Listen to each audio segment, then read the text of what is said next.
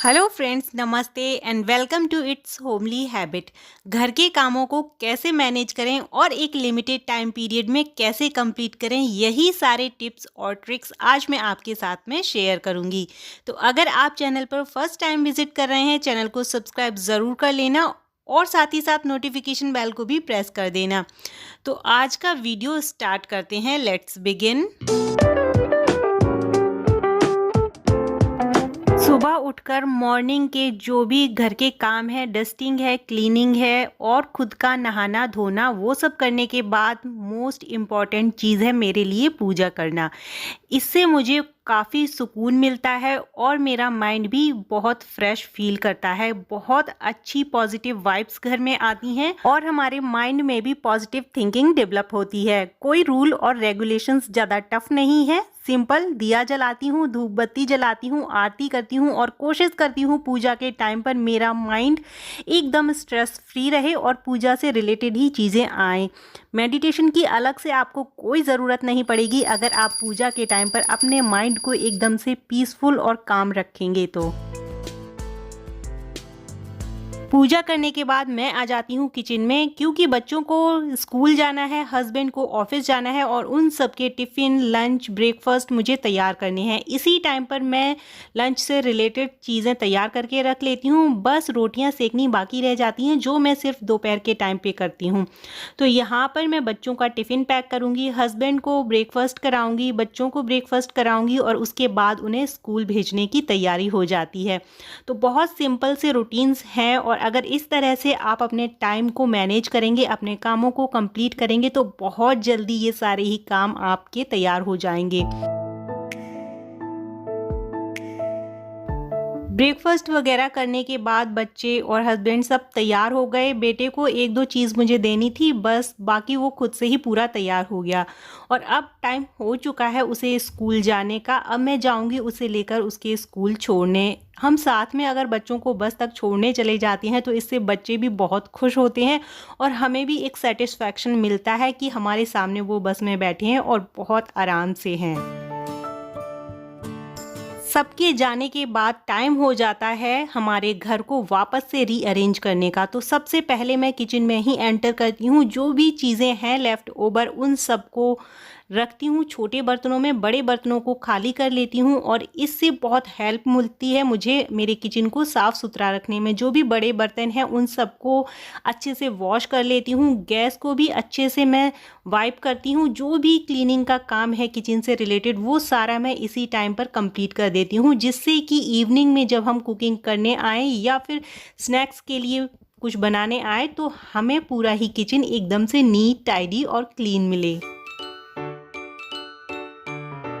जब तक मैंने किचन के काउंटर टॉप वगैरह को क्लीन किया उतनी देर में सारे ही बर्तन सूख गए। बर्तनों को भी वापस से अरेंज कर दूंगी और किचन पूरी ही तरह से अब क्लीन हो चुकी है। किचन से निकलकर मैं सीधा जाती हूँ अपने बेडरूम में और अपने बिस्तर को अच्छे से अरेंज करती हूँ। बेडशीट के ऊपर एक बेड कवर लगा देती हूँ, जिससे पूरे दिन मेरी बेडशीट नीट और क्लीन बनी रहती है। काफ़ी ऑर्गेनाइज रहता है इससे बेडरूम। ये बेड कवर मैंने पुरानी साड़ी और पुरानी बेडशीट को रीयूज़ करके बनाया था, आपके साथ में मैंने शेयर भी किया था। इससे मेरे बेड की बेडशीट पूरी ही तरह से क्लीन रहती है। मेरी बेटी चाहे जितना खेले या लेटे इसके ऊपर, मुझे कोई टेंशन नहीं होती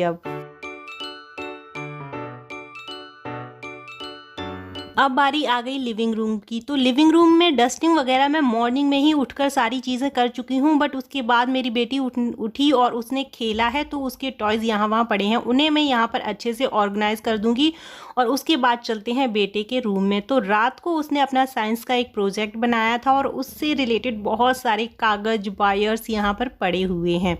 तो इस सब को मैं अच्छे से क्लीन करूँगी पहले तो सबसे पहले मैं उसका ये फ्लोर सीटिंग्स ठीक करूँगी, क्योंकि बेडशीट भी अलग है अपनी जगह से, सारे पिलो और कुशन्स भी अलग हो गए हैं। बेडशीट को अच्छे से मैंने झाड़ के दोबारा से बिछा दिया है। वापस से सारी चीज़ें अरेंज कर दूँगी और फ्लोर सीटिंग मुझे इसलिए भी अच्छी लगती है क्योंकि छोटे बच्चे यहाँ पर कितना भी खेले ना, उनके गिरने का कोई डर नहीं रहता है। मैंने अपनी वीडियो से रिलेटेड एडिटिंग वगैरह भी की थी, तो रात को मैंने लैपटॉप बंद नहीं किया। तो अब मैं इन सारी ही चीज़ों को बंद करके रख दूँगी क्योंकि आज मुझे इससे रिलेटेड कोई काम नहीं है। सिर्फ शूटिंग का ही काम है जो आज मैं करूँगी।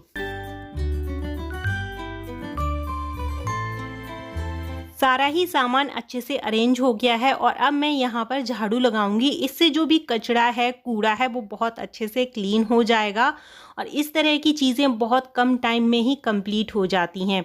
इसके बाद मैं लगाऊंगी पोछा। एक स्पिन मॉप है मेरे पास जिसे मैं पिछले 3-4 साल से यूज़ कर रही हूँ, बहुत अच्छा काम कर रहा है। इससे मेरी सारी ही चीज़ें मिनटों में ही क्लीन हो जाती हैं, कोई ज़्यादा मुझे एफर्ट्स नहीं लगाने पड़ते।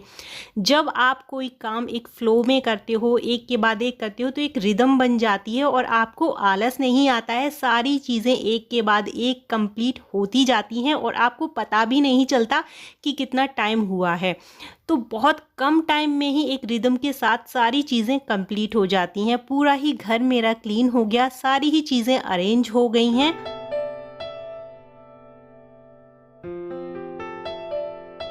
सबसे अच्छी आदत अगर किसी की होती है तो वो है कि अगर एक बार आपने किसी काम को शुरुआत कर दी तो आपको रुकना नहीं है। एक के बाद एक आप अपने कामों को ख़त्म करते जाइए और तब आप देखेंगे कि मैजिकल तरीके से आपकी चीज़ें बहुत कम टाइम में ही कंप्लीट हो जाती हैं। अभी मेरे कपड़े नहीं सूखे हैं, आधा घंटा और लगेगा और यहीं पर विंडो पर मैंने कुछ ग्रीनरी भी लगाई हुई है। कुछ मेरे DIYs हैं जो मुझे बहुत अच्छे लगते हैं और काफ़ी टाइम से यहाँ पर लगे हुए हैं।